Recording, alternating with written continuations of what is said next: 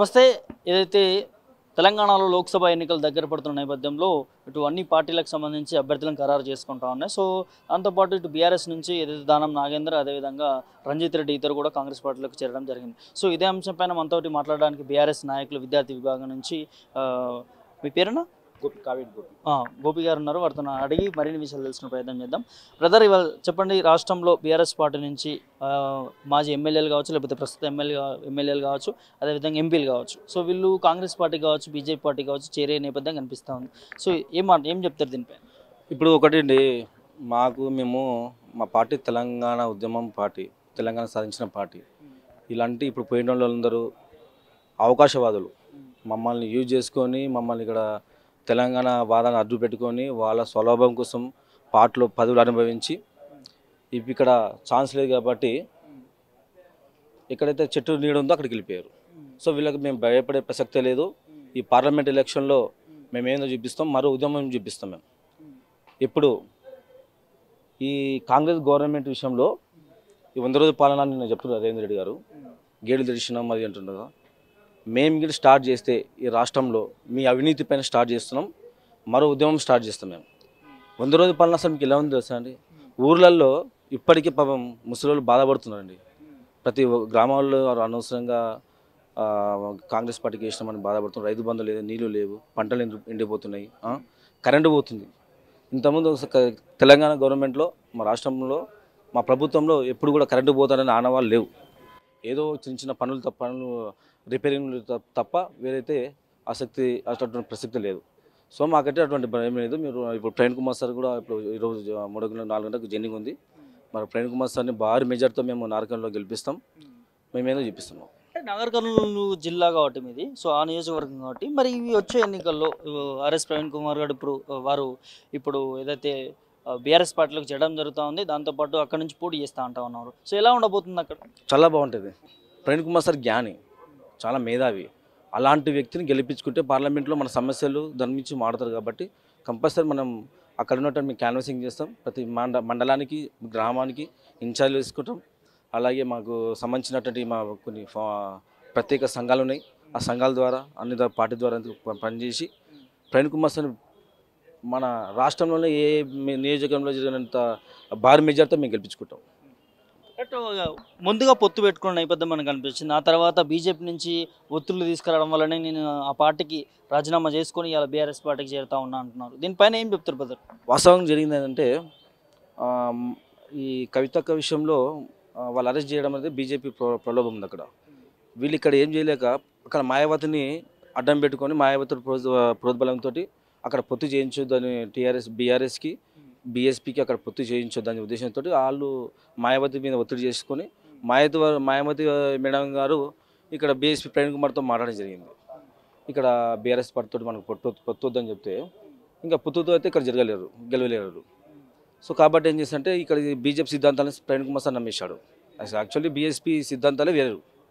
So BSP సిద్ధాంతాలే వేరు కాబట్టి ఇప్పుడు తెలిసిపోయింది. ఇప్పుడు బీఎస్పీ పార్టీ అనుకూలంగా బీజేపీకి అనుకూలంగా ఉంది కాబట్టి వాళ్ళు ప్రవీణ్ కుమార్ సార్ తెలుసుకొని మళ్ళీ బయటకు రావడం జరిగింది. సో సంతోషిస్తున్నాం. మేము కూడా చాలా హ్యాపీ. అన్న, నేడు రాష్ట్రంలో కాంగ్రెస్ ప్రభుత్వం ఏర్పడిన తర్వాత 30,000 ఉద్యోగాలు నింపినామని చెప్తా ఉంది. దానికి ఏం సమాధానం చెప్తారు? అన్న, వాస్తవంగా 30,000 ఉద్యోగాలు నింపిన రేవంత్ రెడ్డి గారికి హృదయపూర్వక నమస్కారాలు. మరి వాళ్ళ పార్టీలో 65 మంది ఎమ్మెల్యేలు గెలిచారు. మరి ఇంకా 6 నిరుద్యోగులు ఉన్నారు. అంటే 6 మంత్రి పదవులు ఖాళీ ఉన్నాయి. అవి నింపలేని చాదగాని ముండా, సన్నాసి, లంగా ఇంకేమన్నా అనొచ్చు మీకు. ఎందుకంటే మేము ఇచ్చిన ఉద్యోగాల్ని 30,000 ఉద్యోగాలు ఆయన అన్నప్పుడు 6 ఉద్యోగాలు నింపడం ఏమంటారన్న? అది కూడా నిర్ణయించుకోలే. ఈ రాష్ట్ర ముఖ్యమంత్రి మాట్లాడితే ఏది మాట్లాడితే ఇంకా మేము గేట్లు తెరిచినాం ఖాళీ అయిపోతుందని, అసలు మేము గేట్లు తెరిస్తే వాళ్ళ పరిస్థితి ఏమైతే వాళ్ళు కొంచెం ఆలోచించుకోవాలి. విజ్ఞతతో ఆలోచించుకుంటే రాష్ట్ర ముఖ్యమంత్రి కొంచెం గౌరవం అనేది దక్కుతుంది. తప్పితే ఇంకా ఏ పిచ్చి మాటలు, పిచ్చి ప్రేలాపనలు చేసి రెచ్చగొట్టే ధోరణి చేస్తే పరిస్థితి చేయి దాటిపోయింది. ఆయనకు కూడా రోడ్డు మీద తిరిగే పరిస్థితి రాదు. 30,000 ఉద్యోగాలు ప్రభుత్వం ఇచ్చింది కదంటారా? 30,000 ఉద్యోగాలు ఇచ్చిన ఆయన 6 మంత్రి పదవులు ఖాళీ ఉన్నాయి. వాళ్ళ రాజకీయ నిరుద్యోగులు ఉన్నారు కాంగ్రెస్ పార్టీలో. ఒక వివేకుండు V6 అని ఒక ఫాల్త్ ఎలిగేషన్ పెట్టి ప్రాపగాండా చేసి పార్టీని ఇబ్బంది పెట్టి బీఆర్ఎస్ పార్టీ 100 అబద్ధాలు చెప్పి అధికారం రావడానికి కారణమైన V6 వివేకుండు. ఆయనకి నింపలేదు ఆయన ఉద్యోగం. ఆయన ఇంకా కాసుకొని కూర్చుండు. చాలామంది ఉన్నారు. కొమరెడ్డి రాజగోపాల్ నిరుద్యోగి, ఆయన నింపలేదు. ఆ ఉద్యోగాలు నింపమను. తర్వాతకి నిరుద్యోగుల ఉద్యోగాలు నింపుతారు, కానీ మేము ఇచ్చిన ఉద్యోగాలు ఆయన నింపి ఇంకా ఉద్యోగాలు ఇచ్చిన ముందర అలా ఉన్న నిరుద్యోగులు 6 మంత్రి పదవులు ఖాళీ ఉన్నాయి. అవి నింపినాక ఈ 30,000 కాదు 2 లక్షల ఉద్యోగాల గురించి మాట్లాడదాం. నేడు ఆర్ఎస్ ప్రవీణ్ కుమార్ బీఆర్ఎస్ పార్టీలోకి చేరనున్నారన్న. సో ఎలా ఉండబోతుంది లోక్సభ ఎన్నికల్లో? బీఎస్పీ పార్టీ పొత్తులో భాగంగా మొన్న జరిగిన చర్చల్లో కేసీఆర్ గారితో కలిసి మీతో నడుస్తాం, బహుజనవాదం కోసం ముందుకు వెళ్దామని నిర్ణయించుకున్నారు. కానీ మోడీ ఇక్కడ ఉన్న కేడీ ఇద్దరు కలిసి ప్రవీణ్ కుమార్ గారిని భయభ్రాంతులకు గురి చేసి ఆయన మీద కక్ష కార్పణ్యాలతో ఆయన ఇబ్బంది పెడితే మాయావతి గారు చెప్పి ఆయన బయటికి రావడం జరిగింది. ఇవాళ బీఎస్పీ పార్టీ నుంచి బీఆర్ఎస్ జాయిన్ అవుతున్న ముఖ్యంగా ఆర్ఎస్ ప్రవీణ్ కుమార్ గారికి బీఆర్ఎస్ పార్టీ పక్షాన బీఆర్ఎస్ కార్యకర్తలు అందరం కూడా స్వాగతిస్తున్నాం. ఆయన మాకు బలం. ఇవాళ మా పార్టీలో ఉండి పదవులు అనుభవించి పెద్ద పెద్ద పోస్టులు చేసి రాజకీయ ఉద్దేశంతో పోతున్న సన్నాసులందరూ కూడా ఆర్ఎస్ ప్రవీణ్ కుమార్ గారిని చూసుకొని కొంచెం నేర్చుకుంటే వాళ్ళకు ఒక కనువిప్పు కలుగుతుంది. ఎందుకంటే 10 ఏళ్ళు అధికారం అనుభవించిన మీరెక్కడ, అధికారం లేకపోయిన పార్టీలకు వస్తున్న ఆర్ఎస్ ప్రవీణ్ కుమార్ ఎక్కడ అనేది మీరు నిర్ణయించుకుంటే కొంచెం మీకు కూడా జ్ఞానోదయం అయిద్దని చెప్పుకుంటున్నాను. ఎట్లా ఉందన్న 100 రోజుల పాలన? నిన్న రీసెంట్గా రేవంత్ రెడ్డి గారు ప్రెస్ మీట్ పెట్టి మాట్లాడుతూ ఉన్నారు. బ్రహ్మాండంగా చేస్తాం, 100 రోజుల పాలన 5 గ్యారెంటీలు అమలు చేస్తాం, 6వ గ్యారెంటీకి కూడా అమలు చేస్తూ ఉన్నామని చెప్పి మాట్లాడుతున్నారు. ఏం చెప్తారు? ఇప్పుడు ఆయనకి ఆట అయిపోయింది, ఇది క్రీడా ప్రాంగణం అనుకుంటుండే ఆయన. 100 రోజులు అనుకుంటుండు. నేను అనేది ఏంటంటే మధ్య విరాట్ కోహ్లీ 100 సెంచరీ కోసం ఒకటే తాపత్రపడ్డారు జనం అంతా, 100 సెంచరీ కొట్టాలి. ఆయన 100 సెంచరీ కొట్టడానికి ఆయనకి 12 సంవత్సరాలు క్రీడామైన నుండి వేల బంతులు ఎదుర్కొని 100 సెంచరీలు కొట్టిండు. ఈయన 100 రోజులకే నేనేదో బ్రహ్మాండం చేసిన, 30,000 ఉద్యోగాలు నింపిన, రాష్ట్రంలో విద్యుత్ వెలుగులు నింపిన, రాష్ట్రం అంతా.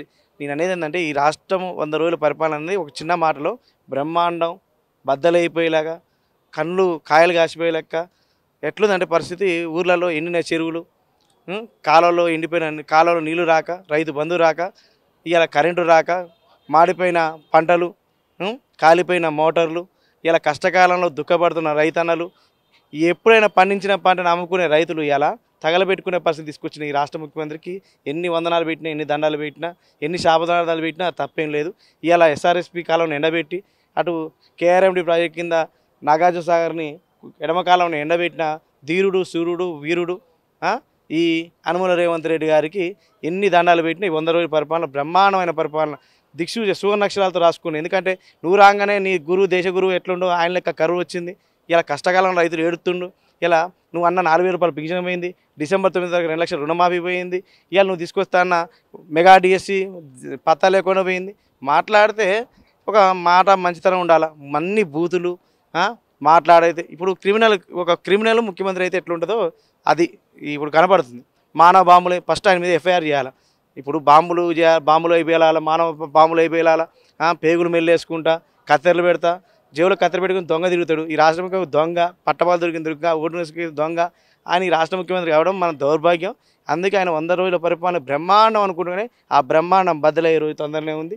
ఇప్పుడు బీఆర్ఎస్ పార్టీ నుంచి పోతున్న వాళ్ళందరూ కూడా మీ అందరు చల్లగా బతకాలి, ఆ పార్టీలో ఉండి మీ అందరూ తొందరగా మీకు ఆయన చెప్పినట్టే రాళ్లతోనో చెప్పులతో కొట్టే నిర్ణయం మేము తీసుకుంటాం.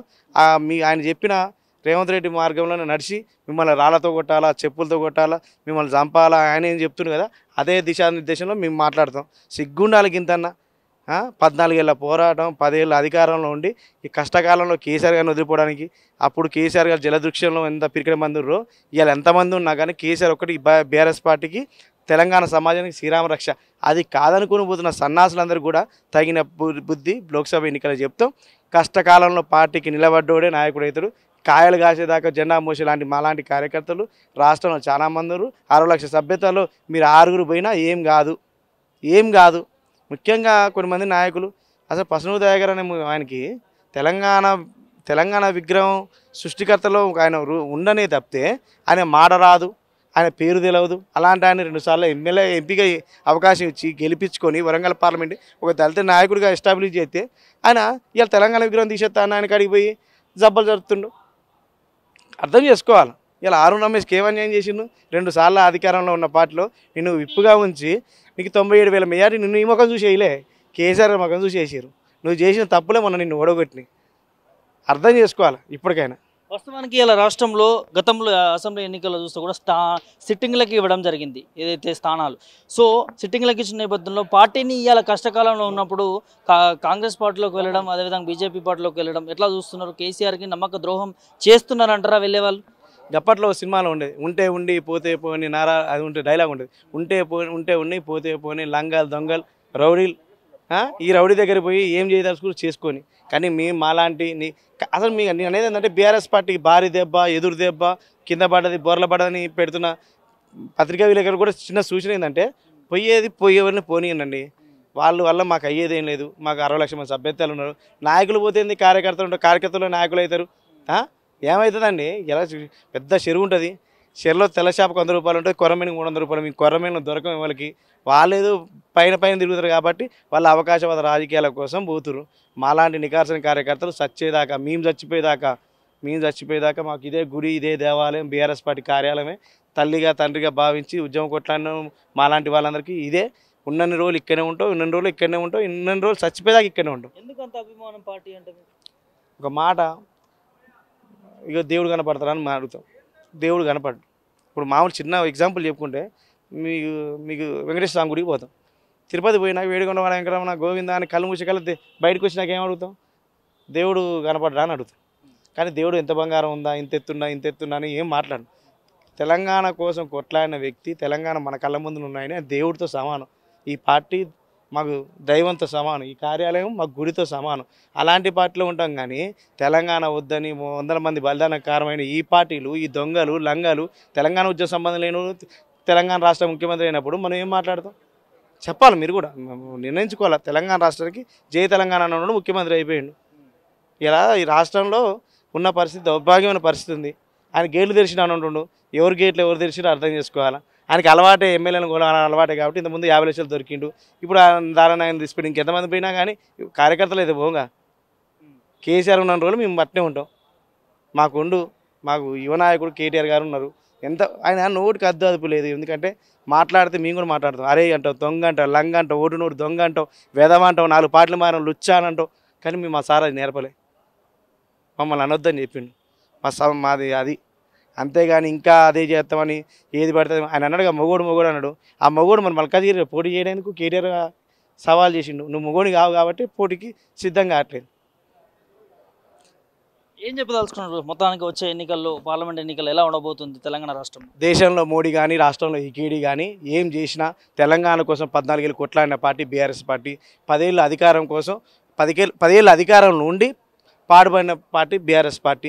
ఇలా రాష్ట్రంలో ఒకటి చిన్న విషయం చేతులు జోడించి అడిగేది ఏంటంటే, కరోనా కష్టకాలంలో మిమ్మల్ని కాపాడింది బీఆర్ఎస్ పార్టీ మాత్రమే. కరోనా కష్టకాలంలో అటు రాష్ట్రంలో ప్రజల కోసం, ఇటు రాజధానిలో కూడా మౌలిక వసతుల కోసం రోడ్లను మొత్తం సరిచేసి అభివృద్ధి బాటలేసి 40-48 ఫ్లైఓవర్లు కట్టి ఈ రాష్ట్రంలో, ఈ దేశంలోనే నెంబర్ 2గా స్థానాన్ని తీసుకొచ్చింది కేసీఆర్ గారి ప్రభుత్వం, బీఆర్ఎస్ పార్టీ. అలాంటి బీఆర్ఎస్ పార్టీ వదులుకున్నందుకు ఇలా మీకు రైతు బంధు వస్తుందా? మీరే ఆత్మపరిశీలన చేసుకోవాలి. ఇలా రైతులు చనిపోతే రైతు బీమా వస్తుందా? తులం బంగారం వచ్చిందా? 4,000 రూపాయల పెన్షన్ వచ్చిందా? ఇలా ఎక్కడికక్కడ దివాలా కోరిన పరిస్థితులు. ఇలా మొత్తం దందా నడుస్తుంది. కొన్ని ఊర్లలో మొన్నదాకా లేని ఇలా కొత్తగా గుడారాలు వెలిసినాయి. ఇసుక దోపిడీ నడుస్తుంది. లాస్ట్కి వచ్చే కల్లా భవిష్యత్తులో ఇట్నే పట్టం కడితే వాళ్ళు ఈ రాష్ట్రాన్ని అమ్మడానికి కూడా సిద్ధంగా ఉంటారు. ఇటు ఇక్కడ ఉన్న కేడీ, అక్కడ ఉన్న బాబు ఒకటైతే మాత్రం ఈ రాష్ట్రాన్ని మళ్ళా వాళ్ళలో కలిపి ఇదే సమైక్యవాదుల చేతిలో పోయే ప్రమాదం ఉంది. కాబట్టి దయచేసి ఒట్టిడికైనా పెట్టోడికైనా మనోడు ఉండాలి. కాబట్టి కేసీఆర్ లాంటోడు ఉంటేనే మనకి శ్రీరామ రక్ష. దయచేసి వాళ్ళు ఏదో రాముడు గుడి కట్టామని వీళ్ళేమో ఇది చేసినామని చెప్తారు. ఇవాళ యాదాద్రి గుడి కట్టి మేము రాజకీయం చేయలేదు.